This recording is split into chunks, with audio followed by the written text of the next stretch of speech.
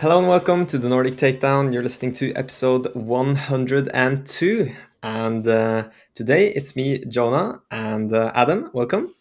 Thank you. Thank you. Nice to have you back. Thank you. And we're not alone today. We have finally another Danish guest on the pod. Welcome, Mike. Thank you. It's a pleasure being here. Yeah, it's a long time coming. I think we met at the first Malmö game week, right? Yeah, that's true. I remember you were playing Boba Yellow. Boba Yellow. Yeah. And we played in top 4 or something. So that was really nice. And then now the occasion, of course, is that you just won the Danish PQ. Congrats. Yeah, thank you. Thank you. That was, yeah. Now you're the second Norwegian player to win with the Han Yellow and go undefeated in a PQ. Not Norwegian. No, Danish. did I say Norwegian? Nordic. I meant Nordic. I called the second Nordic player that has done an undefeated run with Han Yellow. It's just a strong deck. Yeah. Yeah. And that's going to be kind of the main topic for today, talking about the PQ, Han Yellow, and of course getting to know you. But before we start doing that, let's do the continued catch up. And Adam, you haven't been on for a couple of episodes. Well, one. Oh, just one? Yeah. Every episode I say something like this, but I never actually know when anybody has been on. It says, oh, I've been on for a while. And then I was literally on last week or something. It just usually works. Yeah. Oh, it's been such a long time. Yeah, but what have we been doing? Not much, except going to Paris and get sick. That is my road. Also, we did one episode of the Jabba's Den, or what Yes. we're calling it. So, but it's not out yet. But No. but yeah, I was at Paris. Was kind of nice. Was able to go like Friday evening from Sweden and be home in Sweden like at night on Sunday, so didn't even have to take vacation days, which would have been great if I didn't get sick, because it kind of didn't matter. Yeah. But yeah, I had not planned to go to a limited sector, and now when I went, I know why I won't do it again. Yeah, so what's the TLDR? To be fair, the event was held very smoothly. It was nicely run. Like, I guess it can be a bit expensive to be in Paris, like for people, but the event was run well. Like, no major queues. It's just a little bit boring to play 9 rounds of sealed deck and have that as to be your like main thing, and there is nothing more. It was really fun in Bilbao when, like, if you didn't make it, you still had a premiere after. This just felt very empty when you didn't open like a Uber pool. Yeah, I guess limited kind of has that variance. Like when you go to a premier constructed event, you know what deck you're playing, you maybe practiced, you're excited to actually do your best with the deck you prepared for. But when you just open a bunch of packs, you can get a deck you're super happy with or one that you completely dislike. Yeah, you can open decks like Sip, and another guy I faced had Amidala in it and open Leia, so they could play green. The guy had Typho, Mina Bonteri, like everything. I was like, sure, you can open that, and then you can open like mediocre, and then you can also open trash. I open slightly above average, but I had like too many bad turn 1 plays, so it's kind of hard to get back in limited. But went 6-3, got to win on stream. Don't know why they pulled us for the stream, since we were both out in the last round. But yeah, that's basically what I've been up to. But like, no shame on the organizing the event. It was just like felt a little bit empty playing limited as your main thing. I really would have liked to play a draft like in the tournament. I wish that they could have somehow could implement it earlier in the tournament, because that's a lot more fun than playing sealed. Yeah. We talked a bit about it last episode with the teas, but it's just so much organizing. I think for me, it's not that hard. You can go, because they do run 9 rounds of Swiss. You do round 6 first, and then you cut people from X2 out of the tournament and have side events. and then you go draft from that. Then you have like limited like some players, but more get the chance of drafting. Because when you go X and 3, you're basically out anyway. So most people are dropping as X3s to go side events. So if you have that as a rule before, it will still add. You will still need a little bit more judges, but I think it would be more fun for players. All right, and then I guess I been playing a bit, some weeklies, and building a lot of decks. I'm super excited for post rotation. If you haven't seen, check out the YouTube channel. We have done 2 episodes of Jabba's Dead now, 3rd dropping soon. And there will be more. We already have Pontus in our inbox spamming, oh, when am I on? When can I show my deck? So that's So stay tuned. Yes. Okay, but now, Mike, I think we need to get to know you a little bit. So I was wanting to ask you kind of, how did you find Star Wars Unlimited, and did you play card games before? Were you waiting for this to come, or did you just stumble upon it? That's actually a very good question. So this is my very first TCG ever. Okay. I used to play miniature games. So think Warhammer 40K. I did that for a few years, and then I moved into Star Wars Legion, which is basically the Warhammer version in Star Wars universe. Very nice game. And then, one of my friends started working for Asmodee in Copenhagen, and he was like, hey, look, this nice card game is coming. And I was like, a card game? Am I gonna buy expensive cardboard instead of buying miniatures? So I was a little bit skeptical at the beginning, but then I realized that when you play a miniature game, and if you are a meta chaser, which of course I am, then you had to paint and assemble a lot of miniatures all the time. So it's extremely time consuming. So imagine in Star Wars, you can change deck by just buying a few cards and then you're ready to go, right? If you want to change army in a miniature game, it can take you 6 months. And then once you are done, after those 6 months, you want something else. So it's a never ending story, right? So the whole appeal for card games, it has basically grown a lot on me. So now I'm kind of stuck here. Nice. So it was kind of the competitive side that was a bit intriguing. Yeah, indeed. And also kind of, the thrill of opening packs and stuff. It's just fun and kind of trading with people. And I think if you go to a tournament, you can play way more games. So as Adam just said, that you have the sector, which is 9 rounds. Normally, if you play miniature games, it's 3 rounds and it's best of 1, because a game often takes like 2, 3, 4 hours, right? Wow. So you don't need. Well, so if you play miniatures, you have like maybe one or 2 bad dice rolls, and you're basically out. Whereas here, it's at least you can have a few bad draws, and then it's like, okay, I drop 1 game. We play best of 3. That's fine.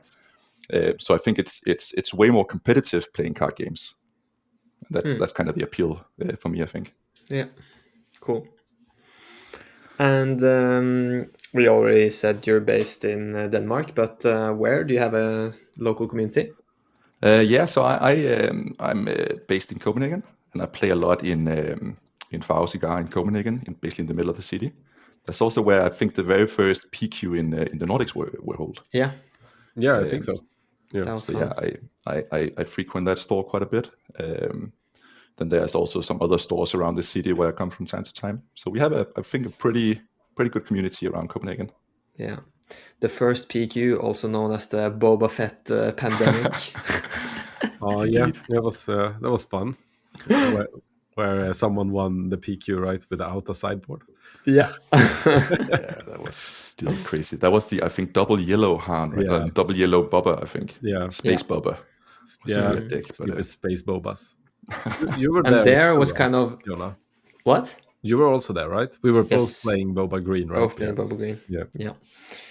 I missed out on the top cut, but I did win the kind of. They had like a top 16 players draft. So from 16th seed to 8th seed, or 9th, we got to do a draft, and there was like Hyperfoil Vader from set 1. Yeah. Do you remember who you played in the final? I'm guessing it was me. My deck was disgusting. Do you remember? Like I had the walkers, I had so many Battlefield Marines, and I played Jin green, which is so strong in set one limited. I remember I played a Krennic red, which was also pretty strong, but I just basically just resourced all my removals early on because I was like, well, he doesn't have any bombs, but you did. Yeah, it's also the famous what we say PQ, because number 1, 2, 3, and 4 in the seed all got knocked out by 5, 6, 7, and 8. Yes.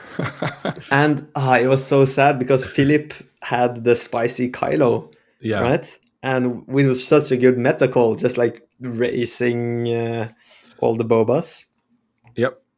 And then he did not get the Boba, I think, in the top cut or something. It was I got spaced aggroed at least, and it was kind of at least I think it was the first time I saw Boba red, the space version, which kind of was the most powerful Boba in my opinion at the end. Yeah, it was really good against green Boba. So yeah, and it was just like you opened double one drop or something. I don't even remember what crazy things you did with that deck.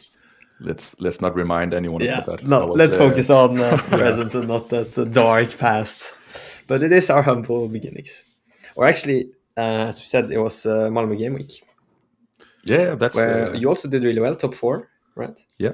Didn't you guys play a match for the third place? Yes, we played like a bronze final because I think they had a trophy for third place, and they were like, "Oh, melee seeds are so unfair. Do you guys want to play?" And I was like, "Oh my god." Because let's do it. that was actually pretty. That was I think my first tournament. Because that was before the PQ, if I'm not wrong. Yeah. Same. So I remember I played Boba Yellow in that tournament. Boba Yellow was really good back then. Yeah, I think Boba Green was kind of on his way back into the meta at that point. Yeah, exactly. It was the Swedish guy that went undefeated in the Swiss. Jakob Wallman, I think. Yeah, they were doing the ECL version. Yeah, go back. Yeah, that's true. So yeah, I remember I had a pretty good run there. That was a top 16 cut. Yes, like a day 2 was top 16. Pretty nice. So I won my first game in top 16, and then I faced Jacob with his Boba Green. But then I actually beat him, I remember, and I was like, "Oh, this is so cool."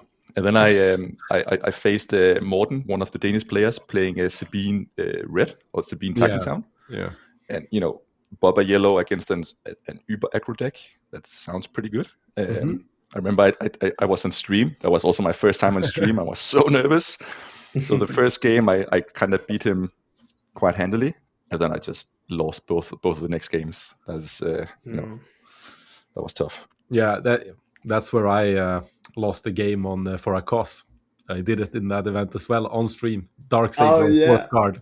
The I'm so fumble, wasn't it? Yeah.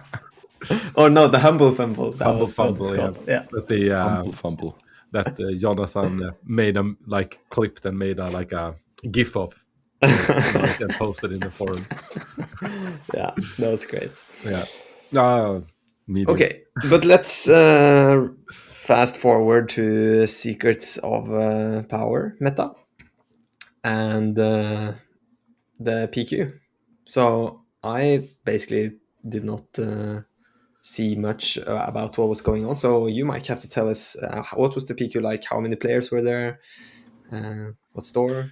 Yeah, so in Denmark, I think the first 2 PQs were in Faroes, if I'm not mistaken, and then it's basically been shifting around the country. Denmark is super big, but if you come from Sweden, it can still add a few hours, right? Yeah. So this time it was in Horsens, so that's the western part of Denmark in Jutland. So essentially, it's like 2-3 hours with train from Copenhagen. A bit longer if you drive. We were, I think, 55 players registered in Melee. So we played 6 rounds of Swiss, and then we had a top 8 cut. Nice. And as we said earlier, I brought I brought Han1 Yellow. Yes. So there was this sector in US, I think, was it 2-3 weeks earlier? Where this guy, I think John Yellow, I think he's called. I can't remember his name. Oh, that's true. but he played just like his name would suggest. He played Yellow Han, double Yellow Han, and I basically copied his deck 1-to-1 with a few exceptions. Nice. I tried playing it. We had the weekend before going to Horsens. I hadn't decided on a deck. I hadn't really played a lot. I'd just been, I think, a little bit tired after going to all the sectors and regionals last year. So I just had a long break after Christmas. But then I basically put that deck together and I played it against some of the other guys, Steven, for example, Pelle and Sebastian. And it was just strong. It just felt natural. It just came to me. Like I played Han1 Yellow back in set 3 as well after Boba got banned. And I would say the deck now is a bit easier to play. There are some more direct play lines, which kind of makes it less taxing on your brain power. I think it's I would say it's more aggro now, right? Before it was more controlly, like with DJ, like you need to stall, like you. It's definitely more like tempo aggro now than before. So if we take my run, I think I went undefeated, and I didn't even drop a single game for the past, I think, 3 or 4 rounds. Had a really good start. 4 rounds, 2-0 all, So I faced Palpatine Yellow, the first one, the old Palp. I had basically just the space start. So I think the fast Falcon into hauler into another hauler or something, and it's just like GG from there, right? Yeah. Then I think the second game was something like Faith in Your Friends. So that's one of the new cards. I would say that's probably the new card for the deck. Yeah. So for whoever doesn't know it, it's you look at the top 3 cards of your deck, you pick one, and then you can show some cards from your hand. And if you do that, you can create 2 spy tokens. Yeah. So it's just basic card draw, and it gives you an advantage to put something on the board. So naturally you do that. And I think my opponent played, I don't know, Basin or something, whatever. Remove something from my hand, doesn't really matter. Then I top deck Sanctioner Shuttle. So that's a set 2 card. Sanctioner Shuttle has Coordinate. Obviously, I have 2 spies now. So I play the Sanctioner Shuttle, and I can capture a unit that costs 3 or less. So I basically take his Basin away. Yeah. And I would say that's against most decks, that's kind of the play line you want. Because suddenly you have 3 units on board, and your opponent has 0. And you just start, start attacking and face, and then you probably win by 5 resources most often when you flip Han. So that was round 1, pretty solid. Round 2, I faced a guy that has basically a guy that works in the military, so he has been in Copenhagen a lot. So I played with him from time to time. But he had made a new deck, a Dedra. So the red Dedra Data Vault. So it was more like control-y without being control-y, kind of. It says third sister. Is that wrong? Or was it sister? Maybe it was sister. Yeah. Maybe I'm just mixing it together. But basically he wants to build a big unit and then put saber, and then kind of, smack me, right? Yeah. So when I have cards like Cunning and stuff, it's like, well, be my guest, please.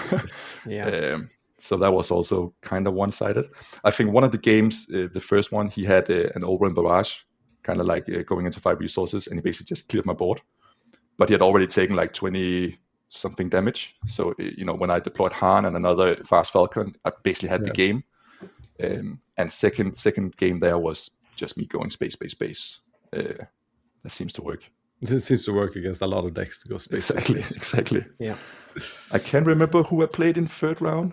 It was Han1 Green. Yeah. Oh yeah.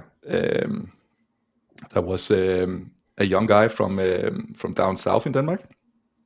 And I would say Han1 Yellow seems like a really good matchup into Han Green. So all the pilot tricks and stuff they have, it's like, well, I'm just gonna exhaust your units, and I'm just faster than you, basically. And Cunning is just kind of the card in all of these matchups. Yeah. So if you can draw a Cunning, you will probably win. I remember back in the kind of Sabine, Han, Yellow, back and forth, Cunning was always the deciding card. Yeah, for sure, and it still is, I would say. Yeah. You can't play the deck without it. Yeah. because in round 4, I think I faced Alexander from Sweden. Yeah. With his Han1 ECL deck. Yes. That you also went in the final, right? Later. Yeah, exactly. I was a little bit nervous playing against him because I had a few matchups against Steven or Stevo leading up to it, and he was also playing a very similar deck like Han1 ECL. Yeah. And Stevo is a really good player, so I was glad I had a few matchups into him. So I kind of knew what not to do. But I think I took that game 2-0 as well. Or was it 2-1? Yep. No, you're still undefeated. Still 2-0. undefeated, yeah. And then in the 5th round, it was a Sabine deck, Sabine ECL. Yeah. And I think there I made my first very big blunder. I think I got a little bit too arrogant. So I started out, he started out playing like a spaceship, one of those 3-2 ships, the green one. Yeah. And then I played a hauler. And then you can probably guess what happens. Yes, he took initiative and he played a fleet lieutenant, killed my hauler, and played it. And it was like, this is not good. That was basically GG from there. Yeah, that's dangerous. But then I took game number 2 and 3 by not playing a hauler in turn 1. Yeah. So basically, I think in game 2 he had pretty much the same start, but I played the fast falcon instead. Yeah. So against Sabine, when they start space and I have fast falcon, I take their unit. It's like I would say basically GG for them. Yeah. And then game 3, I just had. I think we were actually at 5 resources or 6 maybe, and he had a big board. He had like K2, he had fleet lieutenant, he had Sabine, and another one in the ground, and I had like 2 space units, but I had a cunning. So I basically just played cunning +4 on one of my units, and then I tapped 2 of his units, and I basically won. Yeah. Otherwise, he would probably have won that game. And the last match, that was, I think, an ID against Muir. Yeah. Yeah. So he also ID'd the round before me. Yeah, there was 2 guys that I was double paired ID'd. down, so. Oh, you were paired down, yeah. So you didn't have the opportunity. My opponent didn't want to ID. No, makes sense. Yeah. So that was basically 6 rounds, and I was still undefeated. So that felt pretty good. Made you King of Swiss, right? So you got to choose initiative for every round. Exactly, which I completely forgot. So we basically rolled dice for it. Because that could be like good for Han Yellow, because one of the good plays is friends in your friends. Yeah. And that time you don't do 1 resource down and lose initiative like Han1 always does usually. Yeah. So actually good to have the opportunity, but yes, it's kind of you to roll. I played against I think a guy called Oscar. Yeah. So he basically won a PQ in London the weekend, or at least during January. Right. And I think he also won one in Germany as well. So he was. Really? Is he like a Danish guy, or was he? I think he's. Well, we spoke English, so he was definitely not Danish. Okay. But I'm a little bit unsure if he was from maybe Poland or somewhere, or maybe from UK. I'm actually not sure. Okay. Oscar Christensen on Melee sounds. But he is. Sounds super scary. He was a solid player. Yeah, very nice guy, and he had basically the same deck. So he played Han1 ECL, which That's is. I was like, when I started, I was like, okay, what play am I most scared of? And I have a lot of 4 health units in my ground for free cost. So it's like, if I play one of them and he ECLs and rogue operative, because I saw his deck list, right? And I could see it has like 2 or 3 rogue operatives. And I was like, that's probably the worst start I could have, because then I will probably lose the game. So I was like, okay, I need something that's not 4 health on the ground to start. And yeah, that went pretty well. And he basically told me afterwards that was his game plan. That he basically was going to kind of mulligan after that rogue operative and hope that I would play something in ground. Luckily, I spotted that before doing something not so good. Yeah, that example right there is really showcasing how like snowbally Stars Unlimited can be. Like just from the first turn in some of these matchups, it can be decided, and the fact that you kind of knew what to do enabled you to actually win. Yeah, that's sure. It's the same my deck is doing, right? When it kind of does the Faith in the Friends and then Sanctional Shuttle. it's like suddenly I'm 3 units, you have 0, and I probably also dealt like 4 damage to a base. It's just difficult to kind of come back from. So so generally speaking, I think the comeback mechanisms in Star Wars Unlimited is, well, you have cards like Old and Barrage and stuff and leader flips. Yeah. But you have to survive until that point, and that can for many decks that can be quite difficult. I've thought about that. That maybe they should print a bit more cards that say if you have fewer units than your opponent, or if you have less health than or more damage on your base than your opponent. Some mechanics that work as a catch-up mechanic and not as a win more mechanic. Yeah. Because you could say, okay, you could play removal defensively, but you can also play it aggressively, right? So you can. It could be interesting. And that will also kind of, one of the issues for me is when, for example, if they do the rogue operative ECL and kill my turn 1 play, I don't really have any way to kind of come back from it. Even if it's a unit with like 1 HP on it, I don't really have anything that just deals damage from my hand. Exactly. So I would have to trade a unit for it. So yeah, and that's actually quite relevant because in the semi-final, I played one of my buddies from Southern Denmark, Frederik. So Frederik is usually playing Sabine ECL. That's probably his go-to deck. Yeah. But this time he was playing Sabe TT or Targentown. Yeah. And I was a little bit scared about that matchup. Kind of the space. Yeah, a lot of space units. And again, I made the exact same blunder. I had the Hauler. He had I think he had initiative, so he played like a 1-cost unit. I was like, that's perfect. I ramp up, I play the Hauler, and then I'm like, yeah, what can you do? Well, he had a downgrade. Yes. And then he had attack in town. so again, I was just complimenting you on seeing the turn one plays against the other guy, and now you did this. What the heck, Mike? I don't know. I was tired. It's been a long day, and I just did these like stupid plays, to be honest. So that cost me the first game, obviously. But the cool thing was I was always almost coming back in that game 1 because I had I think 2 Cunnings. So basically, I could just stall for a long time and almost make a comeback when I deployed Han. But in the end, he got it. And I think game 2, I did a lot of. I did the Faith in Your Friends Sanctional Shuttle play, which is like just stupid good. And game 3, it was, I think, just space aggro, and I had some pilots, and it was just faster. I recognize his game attack. I'm quite sure I faced him at some tournament. CFU. Yeah. I think I've seen that name before too. I think he's been playing in all the PQs, and also I'm not sure he was at the first event in Malmö, but he was at the second one. Okay. Was he in Linköping? That's the PQ that was in January, right? Yeah. Yeah, he was. Patrick is his buddy. Patrick won that. Oh, yeah, yep.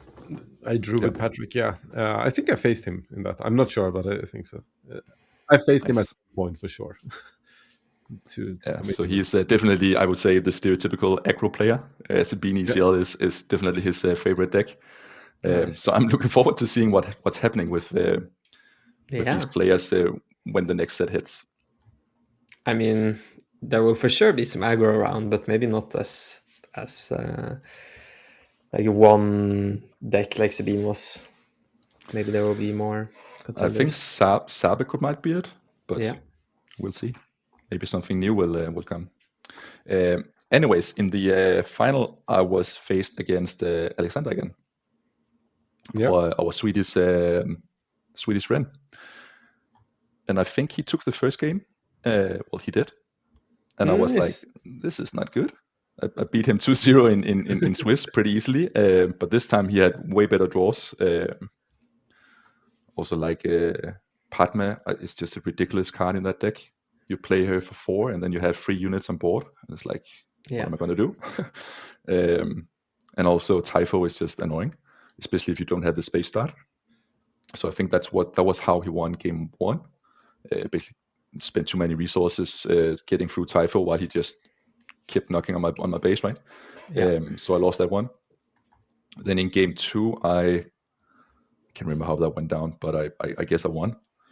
And then I think game 3, we were both a little bit nervous. And I think some of my buddies told me that in the end he had like a Poe out and I had a spaceship or something. And he decided when he attacked with his Poe to not discard my cards in hand, and I think I had like 1 or 2 cards in hand, so that would have been like really bad for me if he had done that, but he did not. I don't know if he forgot it. He tried to deal 2 damage to my base and 2 damage to a unit, so I guess,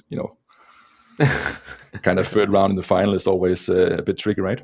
But I ended up taking that one. I think I was like 1 action to each of us, then that person would have won. That was pretty clutch. Yeah, and that was basically the day. Nice. Were you happy with the 50 cards you ended up bringing to the tournament? Or were there some cards you were like, nah, shouldn't have played this, or shouldn't have main boarded that? Or there were some cards that I continuously or always kind of sideboarded. Something like Waylay and stuff kind of went out in many matchups because I don't really need it. In some matchups, I was a bit sad that I didn't have the Bodhi Rook in main board. They are just, I think, generally just a strong card. Yeah, that's also like a tendency to it's becoming more aggro tempo with moving Bodhi to the sideboard. But it I don't Makes really sense. think I was to be honest, I think a lot of my victory can be pinpointed to me being a bit lucky. There are some really, really good Danish players that are always playing like hard control. And I think they all lost in round 1. And then it just kept going down for them because they were faced against aggro decks. So I think one of the reasons I won the deck or won the tournament was because I basically had a deck that was an anti-aggro deck, but also still was pretty good against these mid-range decks. Which was more or less the only thing I basically faced, except for the Pelt 1, which is like not the worst control deck to face as a that's as this deck. usually good for Han. Because I was playing a showdown this weekend, and there in the first round I faced like a Kira Data Vault, and I just got stumped. That was brutal. So luckily I dodged all of that. Nice. Yeah, I mean, you need to play well, but you also need some luck in order to win this bigger tournament. So, congrats again. Yeah, thank you. Also saw a very interesting new card from Secrets of Power, the plot 3-cost Tala something. Yeah. She gives hidden to leaders, right?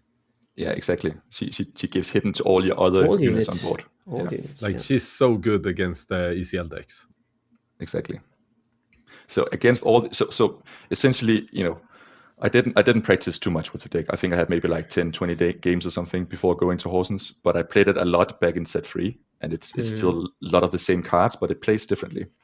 So the first thing right now is that the deck has some very specific openings you want to play. So for example, Faithing Your Friends, Sanctioner Shuttle, if you have initiative, that's like against almost any decks, that's the best play.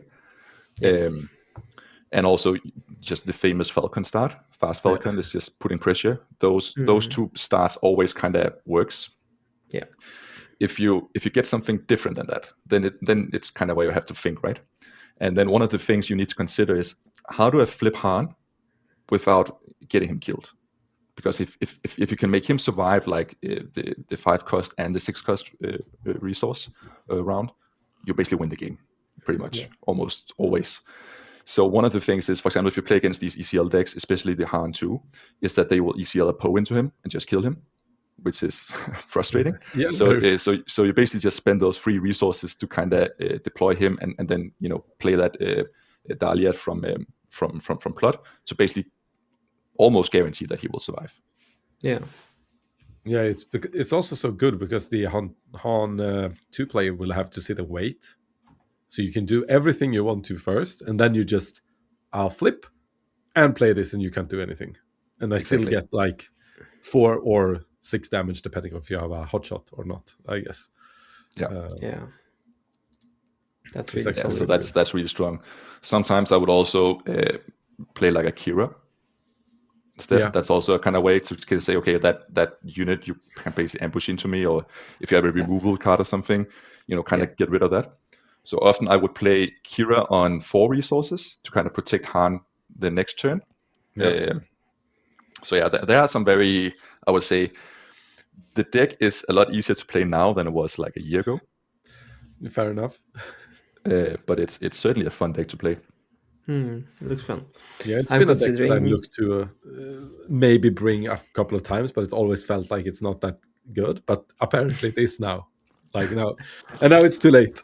No. Yeah, I'm considering bringing it to a showdown.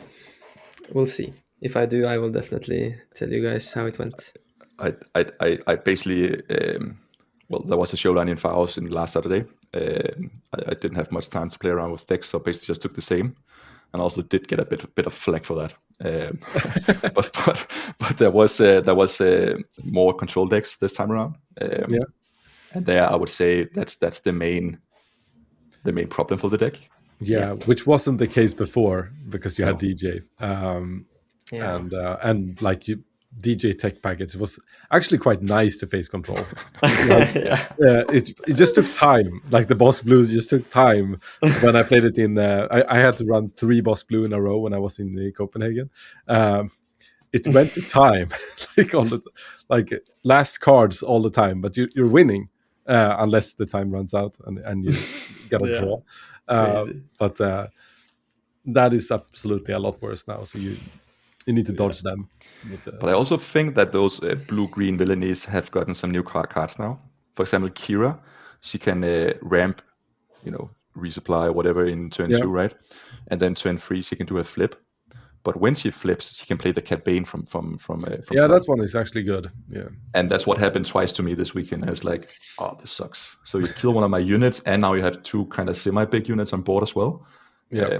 And then if they have an over barrage the turn after, it's just GG. Yeah. Which they always have. Yeah, they have data vaults, but it's always barrage. Yeah. I think a lot of people are happy Barrage will rotate.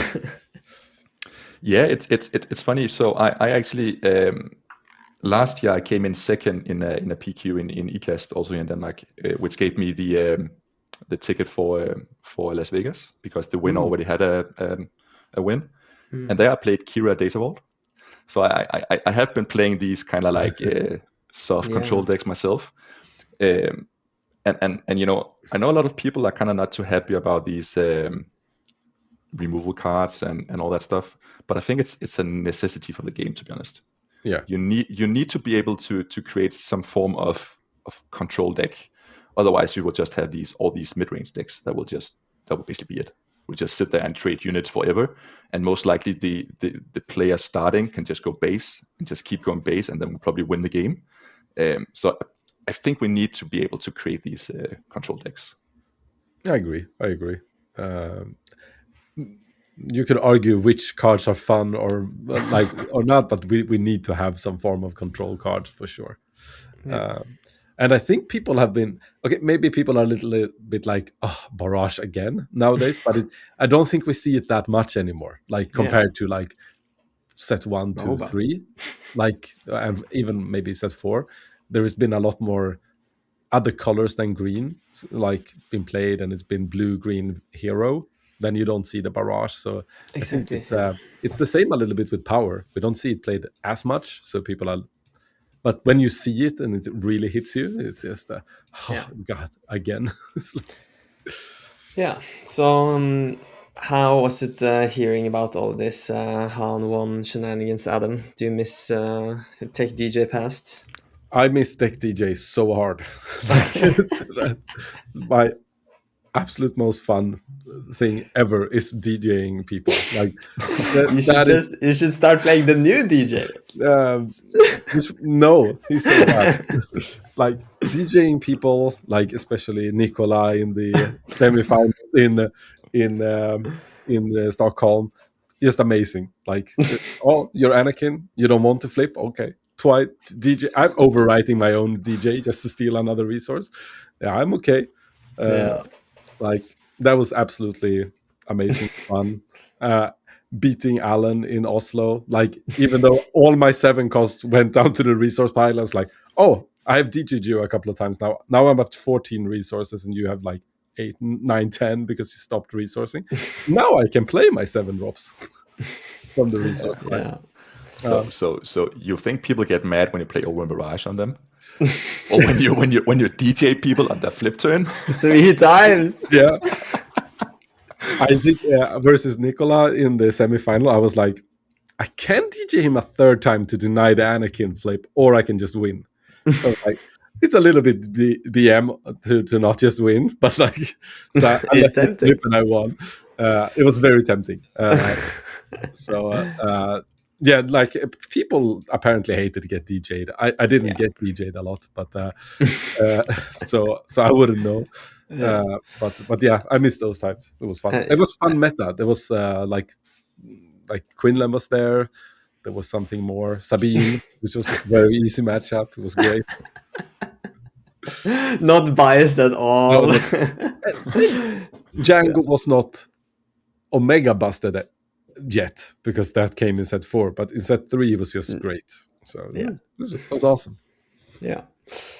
All right. Yeah. So it was cool to hear about your experience. And very impressive run, by the way, undefeated. Yeah, thank you. Of course, you didn't play the last one, but it's still 9 rounds undefeated. Yeah. It's not easy. But again, I also think if you look at the matchups, I think most of them were, I was not unfavored in many of them. I was maybe some of the Han2 ECL stuff, I would say that's probably 50-50. But the rest of them are probably in my favor. Yeah, but you still need to win those, and most you won 2-0. True. So, True. Yeah. And I did find out Cafu. I played him on stream in Linköping. Now I know why. Okay. Yeah. Nice. No, it was actually pretty cool. So Sepp Shot or Sepp Craft. He was also on the tournament. Yeah. So at the I'm always good for a little bit of bender. So I made a bet with him. I think just after Las Vegas. Because then they announced that now we will have the kind of the world ranking list where you get points and then you can qualify and all that stuff. So I told him, Sepp Shot, how about this? We make a bet. The one who is lowest on the ranking when we hit Las Vegas next year, so basically this year, owes the other one a showcase. Yeah. And the winner can pick the showcase they want. Nice. Yeah. So we did that. And I haven't been doing so well in all these international tournaments lately. So I had basically 0 points. You were great in Vegas. Well, that was probably the worst performance. Yeah, I stole Mike's packs in the last round. Yeah, that was. Let's not mention that. Yeah, but that's a different story. That's also a good one. But Sebastian has, I think he came top 4 in Odense PQ, so he got like 15 points. Then he also got, I think, top 64 in, was it Munich? Yeah. So he got another, I think, 25 points or something. So he had been like leading 40-0. Yeah. And he was saying all day over at Horsens, Mike, I have a feeling you're going to win. When I was like 3-0, 4-0, I was like, nah, just don't worry. I will do something stupid at some point and I will be knocked out. But then I won. And I think the first thing in my head was like, now I have 100 points and he has 40. Yeah. Let's go. The pressure is on Sepp Craft. Yeah. Yes. Potential a showcase and a day 2 by 2 galactics. Yes. Nice. Was not to like. Yeah. And on the topic of Han, I think probably most of your opponents will be happy that we won't see him anymore very soon. But when it comes to new leaders, do you already have some leaders you're excited for?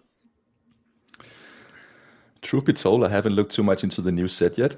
But I think some of the older, or not older, but some of the set 4, 5, 6 leaders will probably do well.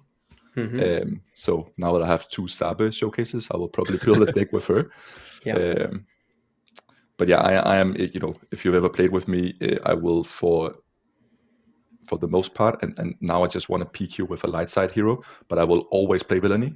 Kylo Data Vault next. Yeah, but you played Kylo Data Vault, didn't you?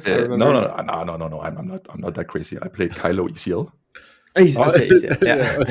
So after Vegas, I was lucky enough to go back home with 3 of the Vaders. That was kind of my main purpose of going. I was like, I need those 3 Vaders. So the last few days I traded a lot and kind of bought the last ones. And I was like, what deck can I put them in? And then I looked at Kylo ECL, and it was just it looks fun.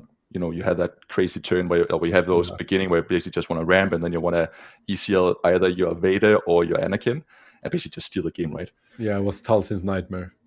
Yeah, that was a pretty good matchup. So yeah, I think I played that last year in Malmö, and I had a fully blinged out deck. Yes, I remember. It was really nice deck. But then I took the same deck to I think was it Spain that was the RQ or the regional. Yeah, Bilbao, yeah. And I did horrible with it because I was just facing Sabine decks, which is so many Sabines bad, and then I faced Palp Yellow, which is also really bad. So yeah, just too many bad matchups to kind of play that into the current meta. Yeah, and then I hadn't really found another villainy deck to play. So I was like, this Smuggle Han, Han1, is he really that good? I think he's more like a gray area. That's at least what I'm telling myself. So that's kind of what made it okay to play.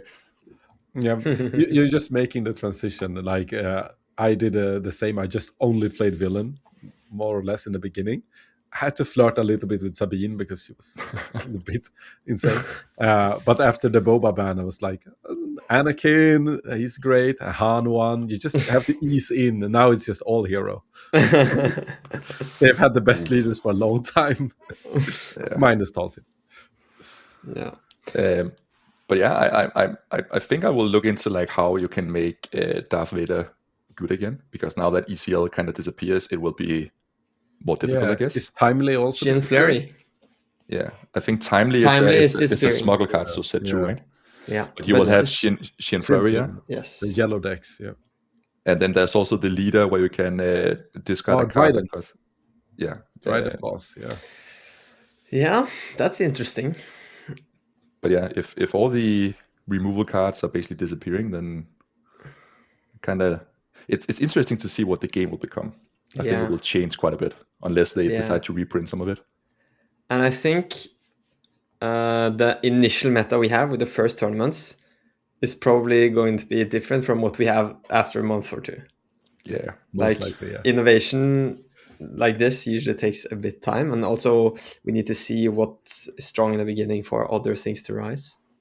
So but wasn't that the same we saw with this set, right? That we saw a lot of Anakin and stuff that was really good, and now he's basically just disappeared, I guess. Yeah. Now it's just Han 1, Han 2, and Pilot Han to some degree. Yeah, Yoda was there for a while, but now he's also gone, more or less. So weird. I think it's kind of this Pontus been talking about, kind of the net decking disease, where people look to other players who are successful and they just pick up their deck because of that, and you'll get this bias of great players often playing similar things. Yeah, just like Mike did. Like, I'm so humble. That guy, he won with the Han Yellow in set 3. I'll pick Han Yellow here. Exactly. Yeah. No, that's I I'm not a good deck builder. If I can play like Seal, I can probably put together a good deck. But if I have to look at 6 sets worth of cards and put something together, I will definitely not be the one coming up with the best. Yeah. But I'm an okay player to basically pick up a deck and then become good at it. That's more like kind of where my level up skills kind of go. Yeah. I hate being in 6 set meta. It's disgusting building decks. Like I'm happy going down to 4. It's a little bit more easy to combine. Yeah. But have you found any favorite cards in the new set yet? Favorites. Pass. let me see. Some of the decks I've built. Maybe I can start. There's this new the elephant, the 2/7. Oh yeah, Max Rebo. Yeah, where you kind of get another regroup phase. Yes, that's the potential for brokenness. It's so cool. That is on my bingo list to get banned at some point. Yeah, it could be. You have to check out Lando Green deck idea we did the video on. Oh, nice. Super fun. Yeah, and that's like utilizing Max Rebo. I'm not sure if Max Rebo banned belongs in the list because Lando's ability lets you create credits. But Max Rebo is super cool, like especially when you have 6 deploy leaders. Yeah, but also because if you are building like a green yellow control-ish kind of like the PAL1 yellow deck, Yeah, you know, the biggest struggle for those kind of decks are aggro decks. So if you can play that elephant thing and you can just skip a turn, Yeah. that's perfect because you take less damage and you basically just have more resources and you're closer to your own flip. and so it's has basically pseudo just sentinel. Exactly. So it's basically just kind of nullifying the whole aggro aspect. Yeah. I think that card is going to be really good. Yeah. Also, kind of on the topic of credits, I'm looking into a force Krennic, the new Krennic, which can defeat friendly units. Because you have, we don't have Change of Heart anymore, but we have Liberated by Darkness. Just as use the Force to take a unit, and then you can just sacrifice it at the end to the get yellow credit. one, yeah, the yellow one. Ah, yeah. Yeah, and you have Legacy Run. Yeah, is Krennic green? Yes, green villainy. You also have the 3/3 guy that ramps, the new technician. You can kill him. Yes, and ramps, and you have you basically just take Palp Yellow, all of the cards that are still legal, and you put Krennic and the Force Base, and it works. That's fair. That's fair. Yeah. Yeah, there are some combos that I'm just happy will kind of disappear, like Basin into that new what's it called, the one free Garindan. That combo is also just holy moly. It's not a pleasant experience. I agree. So there are some things that I'm happy will rotate out. There's also some things I will miss. Like for example, playing resupply is always fun when you play these ramp decks. That's not going to be possible any longer. Yeah. Skipping that awkward 4 resources that everyone hates. Yeah. Yeah, it's going to be interesting to see. What do you think, Adam? Do you think we will see Talon Yellow again? I think people will try it, but I do think that red is probably still better. Like, it doesn't lose anything. Well, it loses lightning and power, but like unit-wise, it doesn't really lose anything. It depends on what yellow gains, I guess. And how the meta looks. If it's a little bit slower, so it's not like, what do we say, like the Sheen Flurry Evader becomes a strong move for the deck and not like a liability because you need to have so many cards. Then, of course, it can be really strong. But I guess one of the, because I played Talon red at Worlds. Yeah. And I remember one of the cards I loved the most in that deck was Force Lightning.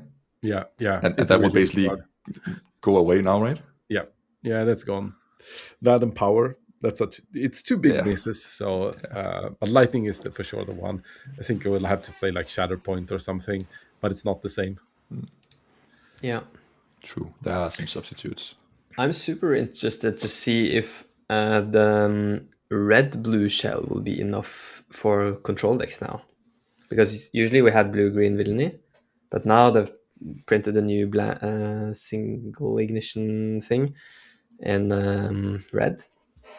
So I'm curious. Is that the new Super Laser Blast? Yeah. Yeah, that's blue red, right? Yeah.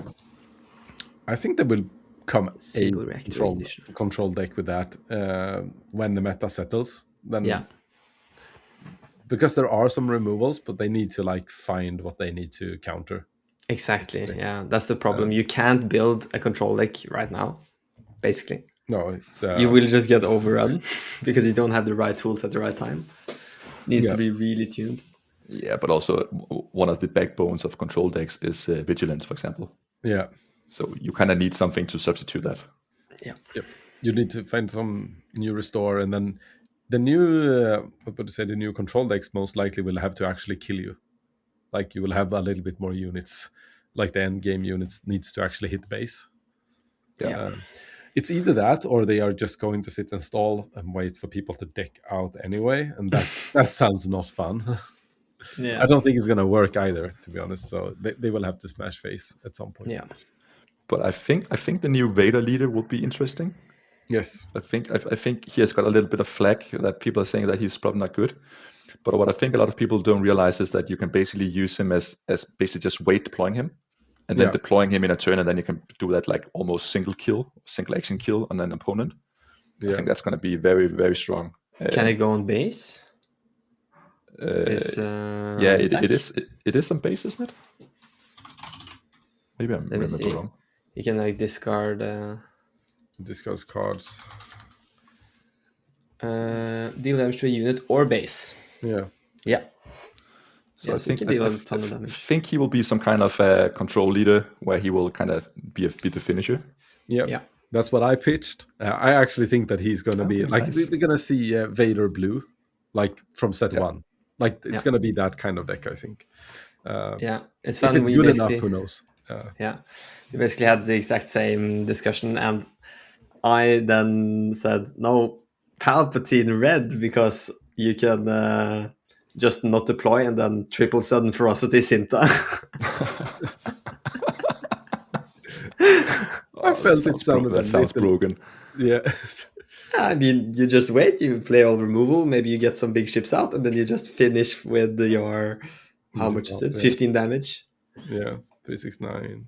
Yeah, 15. I'm really looking forward to. So I'm a Vader fan.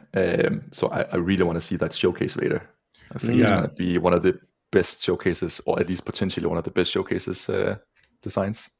But we have seen it, right? It's actually spoiled. Yeah. Yes. Okay. It's kind of the people like it, so I think you're gonna be good. Well, then I know which showcase to get. Yeah. Yeah, it's really cool. It's like from right? From Rogue One, kind of in the hallway in the Tantive 4, I guess. Yeah. The background. And I think that art is also on sleeves. Oh, okay. Isn't it? Or am I mistaken? The showcase art or the mustache art? Because his normal card is not that pretty. Did you say mustache? Yeah, mustache. Yeah. It's kind of like kind of does look like the mustache. That's true. Yeah. Now I can't unsee it. Yeah. My bad. Okay. Now you have to have the showcase if you're gonna play. I guess we all have to grow a Vader stash now. Yeah, the Vader stash. But it's the same with Han1, right? You know, you have the Han1 with the cartoon drawing or the Prince Charming, and then you have the showcase where it's actually pretty decent, right? Yeah, pretty decent. Yeah. He looks a little bit like chubby for Han in the showcase. But yeah, I like the cartoonish version. It grows on you. Pretty cool. Yeah, it's kind of disgusting. Okay, no, this is a signal we have to end this episode. Yeah, but it's cool. We can end on Han1 looking disgusting. He's rotating out. Disgusting or chubby. He's going anyway. But if you haven't picked him up, now's your chance to bring it to the showdowns, copy Mike's list, and have fun with playing Faith with your friends into the Sanctuary Shuttle. All right. Yeah. Thanks a lot for joining us, Mike. Thank you for having me. Yeah, it's a pleasure. Finally having some more Danish people. We need to get less of those Swedes. And I need to get more Norwegians. Yeah, you should have access. Like, you call Jonah with friends. I'm just going to start bringing on a lot of people that don't play Star Wars. It's like, who's your favorite Star Wars character? Yeah, that would be awful. If that's what it takes, then. But we do have the Stavanger PQ coming up in 2 weeks, right? A week, basically, from when this episode drops, the 21st of February, and we will be streaming.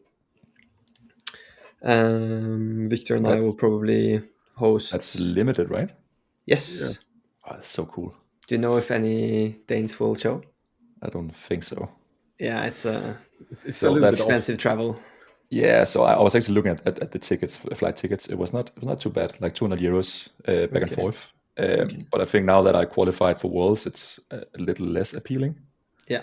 So I guess that's usually how it goes. The later you go in the season. Yeah. Yeah. But it's gonna be exciting to see how many people show. I think. I hope it's going to be a solid showing. Yeah. What's the goal? Like 30 players, 40 players, or? Probably around 30. I think the location is. If they get like 30, I say they should be happy. Yeah, that's really good. Oslo had around 30 to 35, so they've had around 30 for PQs, and I don't know if people will kind of take the budget and the whole weekend to travel, because even if you're in Norway, it's not that easy to get around because the trains are slow and the roads are going like this, Yeah. Do you also have a lot of snow this time of year? Yeah. And minus, I don't know, 10 or something right now. So it's very wintry. Yeah, we have the same here in Copenhagen and Denmark. Copenhagen is super windy. Yeah. Makes it so cold. But I can't remember the last time we had this much snow. That's it's very unusual for Denmark these days. Nice. Yeah, you guys are a little bit like Malmö, right? It becomes chaos as soon as there comes the first snowflake. Sure. Just when they start talking about snow, they will cancel the trains. Yeah. Yeah. Well. All right. We won't cancel the snow, but we have to cancel the show. See you guys next episode. See you around. See you around. May the force be with you. Bye. Bye-bye.